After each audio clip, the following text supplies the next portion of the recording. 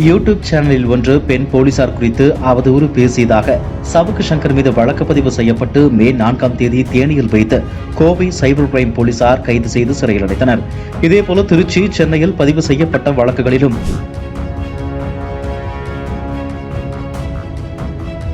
காவல்துறையினர் சவுக்கு சங்கரை கைது செய்தனர். இவர் மீது 7 வழக்குகள் பதிவு செய்யப்பட்டுள்ள நிலையில் குண்டர் தடுப்பு சட்டத்தில் கைது செய்யப்பட்டார். மேலும் சவுக்கு சங்கர் மீது லஞ்ச ஒழிப்புத்துறை வழக்கு பதிவு செய்ய வாய்ப்புள்ளதாக தகவல்கள் வெளியாகியுள்ளது. இந்நிலையில் சவுக்கு சங்கரின் சவுக்கு ஊடகம் தற்காலிகமாக நிறுத்தி வைக்கப்படுவதாக அறிவிக்கப்பட்டுள்ளது.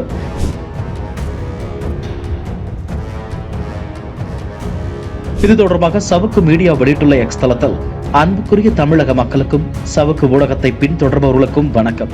இதுவரை உங்களின் குரலாக ஒலித்துக் கொண்டிருந்த சவுக்கு ஊடகம் மற்றும் அதன் நிறுவனரான சவுக்கு சங்கரை முடக்கும் விதமாக நிகழ்ந்து கொண்டிருக்கும் நிகழ்வுகளை நன்கு அறிவீர்கள். சவுக்கு என்பது ஒரு குடும்பம், அதில் நீங்களும் ஒரு அங்கம். உங்களை பாதுகாக்கும் பொருட்டு சவுக்கு ஊடகத்தின் செயல்பாடுகளை இன்றிலிருந்து தற்காலிகமாக நிறுத்தி வைக்கிறோம். நீதித்துறையின் மீதும் ஜனநாயகத்தின் மீதும் இன்னமும் நம்பிக்கை இருக்கிறது. காலம் வரும் வரை காத்திருப்போம். நன்றி சவுக்கு ஊடகம் என குறிப்பிடப்பட்டுள்ளது.